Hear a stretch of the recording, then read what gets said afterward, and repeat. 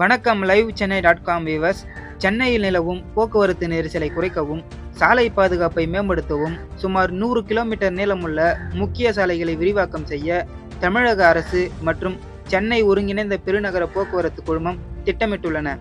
இது குறித்த விரிவான தகவல்களை இந்த பதிவில் விரிவாக காண்போம்.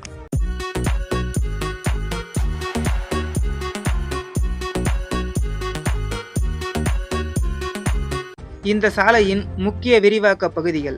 இந்த 100 கிலோமீட்டர் திட்டத்தில் முதற்கட்டமாக சில முக்கியமான இணைப்பு சாலைகள் அடையாளம் காணப்பட்டுள்ளன. பாடி முதல் திருவள்ளூர், பாடி மேம்பாலம் முதல் திருநின்றவூர் வரையிலான சுமார் 22 கிலோமீட்டர் நீளமுள்ள சென்னை முதல் திருத்தணி நெடுஞ்சாலை விரிவுபடுத்தப்படுகிறது. இது தற்போதுள்ள 4 வழிச்சாலையில் இருந்து 6 வழிச்சாலையாக மாற்றப்பட உள்ளன. அடுத்ததாக வேளச்சேரி தாம்பரம் இணைப்பு. வேளச்சேரி மற்றும் தாம்பரம் இடையிலான போக்குவரத்து நெரிசலை குறைக்க இந்த சாலையானது விரிவாக்கம் செய்யப்படுகிறது.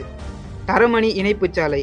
தரமணி வழியாக அடையாறு மற்றும் மத்திய கைலாஷ் செல்வோருக்கு பயண நேரத்தை பாதியாக குறைக்க இந்த சாலை விரிவாக்கமானது உதவுகின்றன. அடுத்ததாக பம்மல் பகுதி. சென்னை விமான நிலையத்திற்கு அருகில் உள்ள பம்மல் பிரதான சாலையும் இந்த விரிவாக்க பட்டியலில் இடம்பெற்றுள்ளன. இந்த திட்டத்தின் முக்கிய சிறப்பம்சங்கள்: தற்போதுள்ள சாலைகளின் அகலத்தை விட சுமார் 50% வரை அதிகரிக்க திட்டமிடப்பட்டுள்ளது. மேலும் அகலப்படுத்தப்படும் சாலைகளில் பேருந்துகளுக்கென தனி வழித்தடங்கள் அமைக்கவும் வாய்ப்புகள் ஆராயப்படுகின்றன. அடுத்ததாக சென்னை மாநகராட்சி மற்றும் நெடுஞ்சாலைத்துறை இணைந்து நிலம் கையகப்படுத்தும் பணிகளை மேற்கொள்ள உள்ளன. மேலும் இந்த திட்டத்துடன் தொடர்புடைய பிற முக்கிய சாலை திட்டங்கள். இந்த 100 கிலோமீட்டர் விரிவாக்கத்துடன் தொடர்புடைய மற்ற பெரிய திட்டங்களும் தற்போது துரிதப்படுத்தப்பட்டுள்ளன. சென்னை வெளிவட்ட சுற்றுச்சாலை.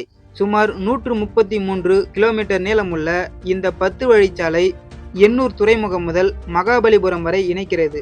இதன் சில பகுதிகள் 2026க்குள் நிறைவடையும் என எதிர்பார்க்கப்படுகிறது. கிழக்கு கடற்கரை சாலை.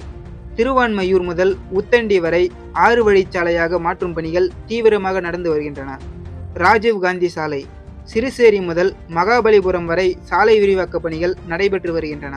இந்த திட்டத்தின் தற்போதைய நிலை. மாநில திட்டக்குழுவின் போக்குவரத்து மேலாண்மை குழுவின் கூட்டத்தில் இந்த 100 கிலோமீட்டர் சாலை பணிகள் இறுதி செய்யப்பட்டுள்ளன. இதற்கான விரிவான திட்ட அறிக்கை மற்றும் நிலம் கையகப்படுத்துவதற்கான பணிகள் தொடங்கப்பட உள்ளன.